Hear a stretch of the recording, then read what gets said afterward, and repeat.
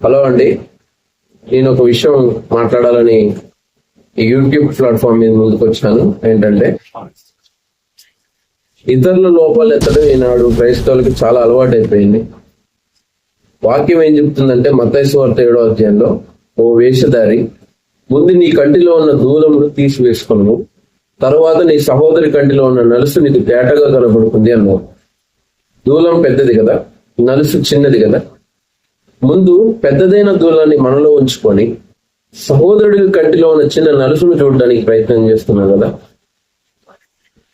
దయచేసి నేను చెప్పేది ఏంటంటే, క్రైస్తవులు దేవుడి యొక్క ప్రణాళిక ఏంటి, దేవుడి యొక్క చిత్తం ఏంటి, ఆయన ఏ ఉద్దేశంతో ఈ విశ్వాన్ని తయారు చేశాడు, దేనికోసం తయారు చేశాడు, ప్రస్తుత పరిస్థితుల్లో జరుగుతున్న ఈ సందర్భాలు ఏంటి, నేనెలా మెలకుగా ఉండాలి, నేనెలా చైతన్యవంతంగా క్రైస్తవుని పురికొల్పాలి, క్రైస్తవులను ఎలా సంస్కరించాలి, క్రైస్తవులను ఎలా బలపరచాలి అనే దాని మీద ఏ ఒక్క క్రైస్తవుడికి ఈనాడు పట్టింపు లేకుండా బ్రతుకుతూ ఉంటాం. రాకడకి సూచనలు జరుగుతూ ఉన్నాయి. మత్తయి సువార్త 24వ అధ్యాయం 25వ అధ్యాయంలో చెప్పిన మాటలు ఈరోజు యావత్ క్రైస్తవ సమాజం జ్ఞాపకం చేసుకోవాలి. అంత్య దినంలో జరగబోయే విషయాలను గురించి మత్తయి సువార్త 24వ అధ్యాయంలో శిష్యులు యేసు ప్రభుని అడిగారు. ఇది యావత్ క్రైస్తవ సమాజం జ్ఞాపకం చేసుకోవాలి. అంత్య దినాల్లో యుద్ధాల గురించి వింటా ఉన్నాం. ఆల్రెడీ యుద్ధాలు జరుగుతూ ఉన్నాయి, అనేక తెగుళ్ళు పుడతాయన్నారు. ఆల్రెడీ కరోనా లాంటి తెగుళ్ళు వచ్చాయిపోయాయి.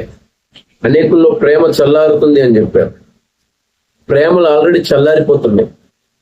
దేశంలో మత సామరస్యత దెబ్బతిన్నది.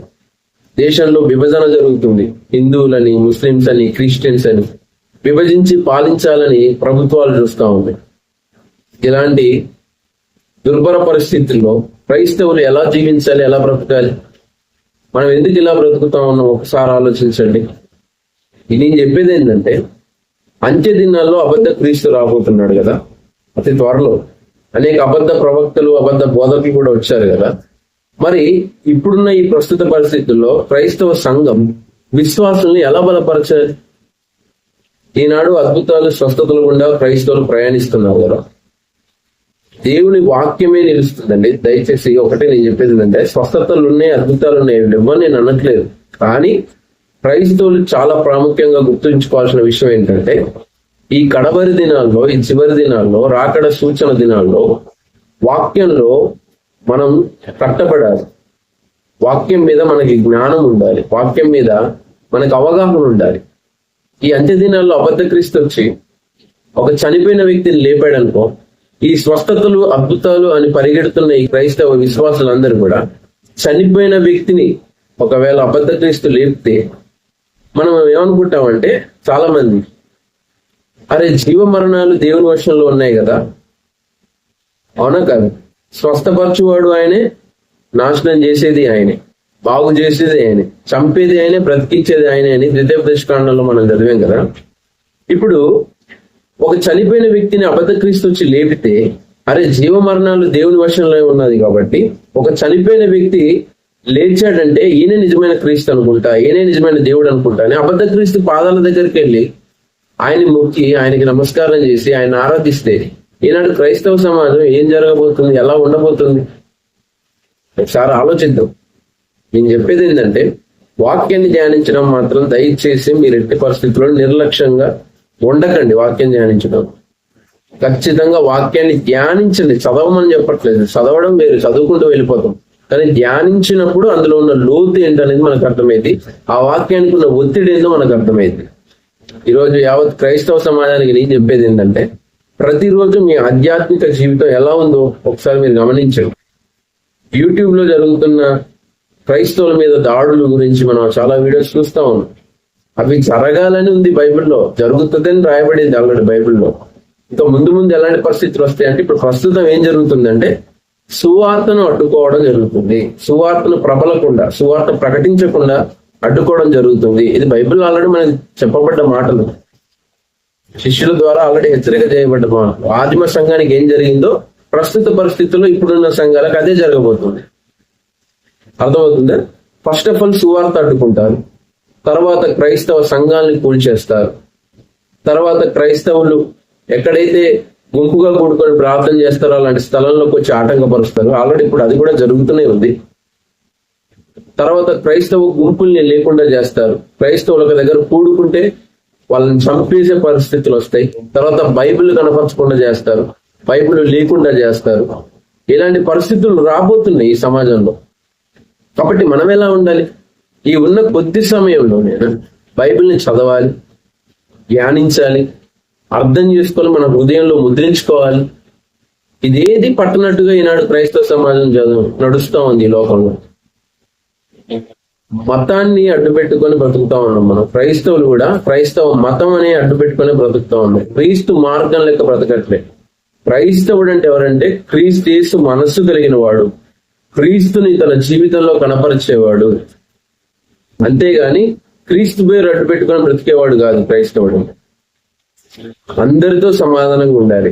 విభజించి ఆలోచించకండి. మనుషులను దేవుని స్వరూపంలో సృష్టింపబడ్డాడు అని గుర్తుంచుకోండి, జ్ఞాపకం ఉంచుకోండి.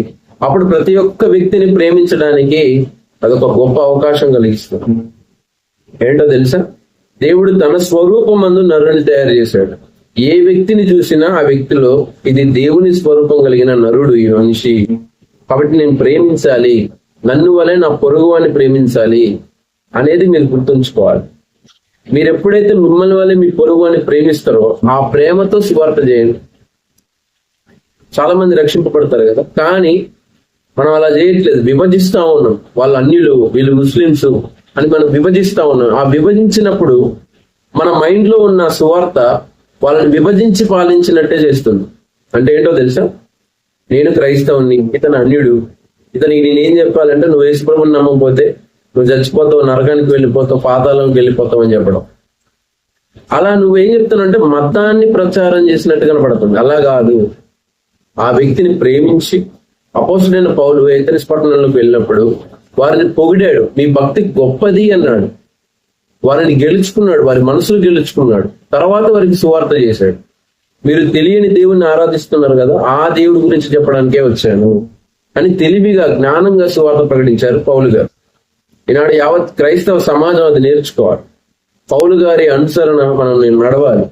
నేను క్రీస్తుని పోలి జీవించిన ప్రకారం మీరు నన్ను పోలి జీవించండి అన్నాడు కదా. ఏంటి మరి మనం ఎలా జీవిస్తున్నాం? క్రీస్తుని పోలి జీవించట్లేదు, పౌల్ని పోలి జీవించట్లేదు. మనం ఖచ్చితంగా బైబిల్ని ధ్యానించినప్పుడు, బైబిల్ ఆ వాక్యం మన హృదయంలో నిండినప్పుడు, ఆ వాక్యం మన జీవితంలో కనపరిచినప్పుడు అది కదా క్రైస్తవ జీవితం. దయచేసి ఆలోచించండి.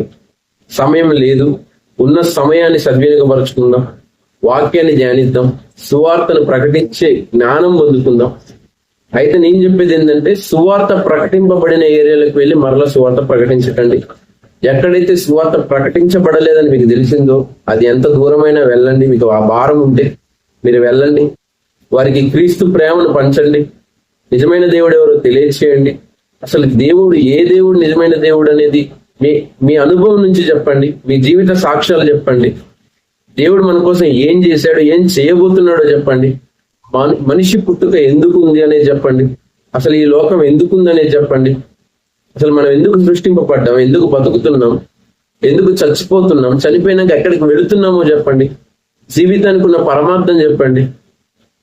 వీటి గురించి బైబిల్ ఆదికాండం నుంచి ప్రకటన గ్రంథం వరకు ధ్యానించండి. ధ్యానించినప్పుడు అక్కడ ఉన్న ఒత్తిడి ఏందో మనకు అర్థమవుతుంది, దేవుడి సంకల్పం ఏందో మనకు అర్థమవుతుంది, దేవుడి ఉద్దేశం ఏందో మనకు అర్థమవుతుంది. ఇలా ఆలోచించి వాక్యాన్ని ధ్యానిస్తూ దేవుని సహాయం తీసుకుంటూ పరిశుద్ధాత్ముడా నాకు మీ వాక్యం అర్థమవుటకు సహాయం దయచేయండి ప్రభువుని ప్రార్థించి వాక్యాన్ని ధ్యానిస్తే ఖచ్చితంగా పరిశుద్ధాత్ముడు తనను తాను బయలుపరుచుకుంటాడు. అర్థమవుతుందిగా? దయచేసి అందరూ వాక్యాన్ని ధ్యానించండి. సమయం లేదు. చాలా గట్టి పరిస్థితుల్లో మనం చూస్తా ఉన్నాం. ప్రపంచం చాలా దారుణమైన పరిస్థితులకు వెళ్ళింది. క్రైస్తవుల మీద కానీ, ముస్లింల మీద కానీ, హిందువులకు కానీ అందరికి ఒకరి మీద ఒకరికి ప్రేమలు చల్లారిపోయాయి. ఒకప్పుడు భారతదేశ కలయిక ఎలా ఉండేదంటే, మత సామరస్యత ఎలా ఉండేదంటే హిందూ ముస్లిం క్రిస్టియన్ బాయ్ బాయ్ అనేటట్టు ఉండేది కదా. ఈ రోజుల్లో అది లేదు. విభజించి పాలించాలని చూస్తున్నాయి ప్రభుత్వాలు కూడా. మతాల మధ్య గొడవలు జరుగుతూ ఉన్నాయి. మనుషుల మీద మనుషులకు వ్యతిరేకత వస్తా ఉంది. ఒక మనిషిని మనిషిలా చూడట్లేదు. వీడు క్రిస్టియన్ అని క్రిస్టియన్ లా చూస్తున్నాడు, వీడు ముస్లిం అని ముస్లిం లా చూస్తున్నాడు. ఇతని హిందూ అని క్రైస్తవులు, ముస్లింస్ వీళ్ళందరూ కూడా విభజించి చూస్తా ఉన్నారు మనుషుల్ని. యేసుప్రభు ఏం చెప్పాడంటే, నిన్ను వలే నీ పొరుగు వాడిని ప్రేమించు అన్నాడు. వాడు అన్యుడు కదా అని అన్యుడి లెక్క చూడొద్దు, వాడు ముస్లిం కదా అని ముస్లిం లెక్క చూడొద్దు. నీ దేవుడి స్వరూపంలో చేయబడ్డ నరుడని గుర్తించి నిన్ను వలే నీ పొరుగు వాడిని ప్రేమించి ఆ వ్యక్తికి యేసు ప్రభు గురించి ఎలా చెప్పితే అర్థమైద్దో అది చెప్పండి. ప్రేమతో చెప్పండి, అందరితో సమాధానంగా ఉండండి. దయచేసి సమయం లేదని చెప్తున్నాను, మరలా ఎన్నిసార్లు ఎందుకు చెప్తున్నానంటే ఆల్రెడీ వాక్యంలో ఉన్నవి నెరవేర్పులు జరుగుతూ ఉన్నాయి. వాటిని దృష్టిలో పెట్టుకోండి. ప్రతిరోజు వాక్యాన్ని ధ్యానించి ప్రేమతో ఇతరులను సంపాదించుకోవడానికి ప్రయత్నం చేయండి. Praise the lord.